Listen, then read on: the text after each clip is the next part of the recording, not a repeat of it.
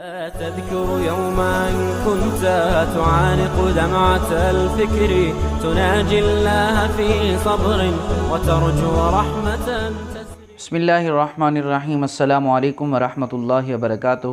میں ہوں آپ کا اپنا میزبان حافظ عثمان اور آپ دیکھ رہے ہیں میرا یوٹیوب چینل۔ میں امید کرتا ہوں میرے دیکھنے والے تمام دوست احباب خوش و خرم ہوں گے، اور میں دعا گو ہوں کہ رب ذوالجلال میرے دیکھنے والوں کو دنیا میں خوشیاں عطا فرمائے۔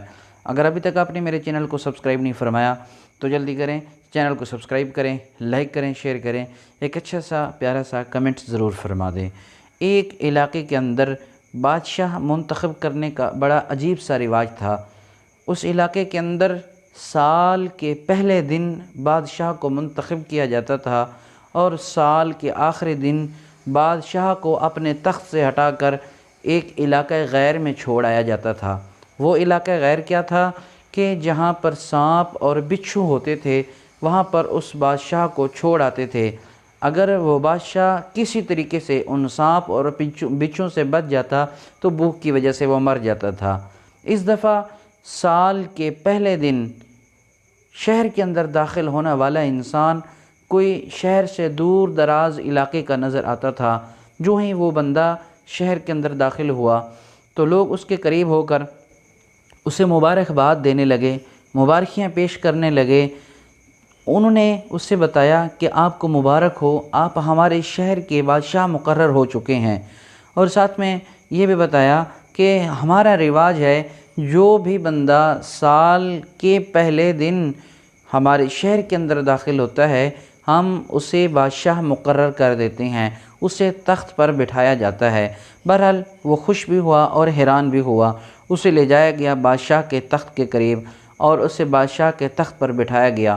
جو ہی وہ تخت پر فیض ہوا تو اس نے سب سے پہلے یہ بات پوچھی، یہ بتاؤ کہ جب بادشاہ کو تم تخت سے ہٹاتے ہو پھر اس کے ساتھ کیا معاملہ کرتے ہو؟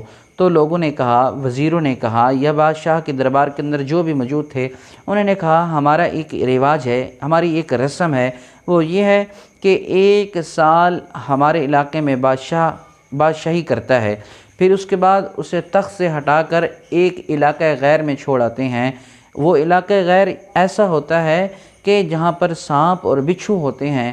اگر وہ بادشاہ کسی طریقے سے سانپ اور بچھو سے بچ جائے تو پھر وہ بھوک کی وجہ سے مر جاتا ہے۔ پتہ نہیں کتنے ایسے بادشاہ جو ایک سال حکومت کر کے، ایک سال بادشاہی کر کے پھر وہ اس علاقہ غیر میں مر گئے ہیں، ایسے پتہ نہیں کتنے بادشاہ ہوں گے۔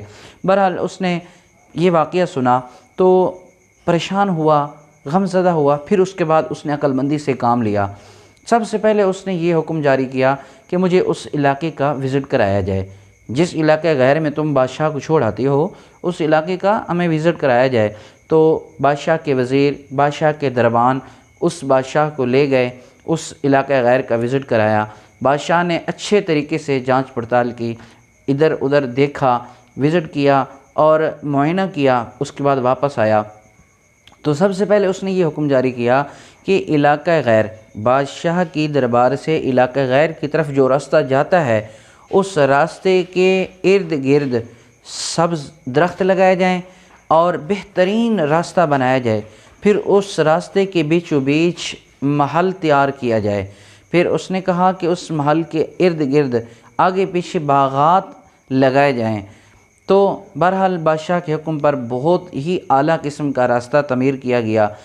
راستے کے دونوں سائڈ پر درخت سرسبز لگائے گئے، پھر اس راستے کے بیچوں بیچ محل تیار کروائے گئے۔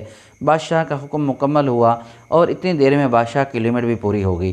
اب بادشاہ نے اپنے وزیروں سے یا ان آدمیوں سے کہا جو اس رسم کو پورا کرتے تھے، بادشاہ نے کہا بھئی بات یہ ہے مجھے تو سال پورا ہو چکا ہے، اب مجھے لے جاؤ اور اس علاقہ غیر میں چھوڑ آؤ۔ تو لوگوں نے کہا بادشاہ سلامت، بات یہ ہے کہ آج سے ہماری یہ رسم ختم ہو چکی ہے، ہم آپ کو وہاں پر چھوڑنے نہیں جا رہے کیونکہ آپ ایک عقل مند بادشاہ ہیں۔ ہم تو ان بے وقوف بادشاہوں کو وہاں پر چھوڑ آتے تھے جو ایک سال حکومت کرنے کے باوجود یہ تیاری نہیں کرتے تھے کہ ہم وہاں پر کیسے رہیں گے، ہم وہاں پر اس جگہ پر کیسے گزر بسر کریں گے۔ وہ اپنی بادشاہت میں آ کر گم ہو جایا کرتے تھے، ایک سال کی خوشی کے اندر وہ خوش ہو جایا کرتے تھے۔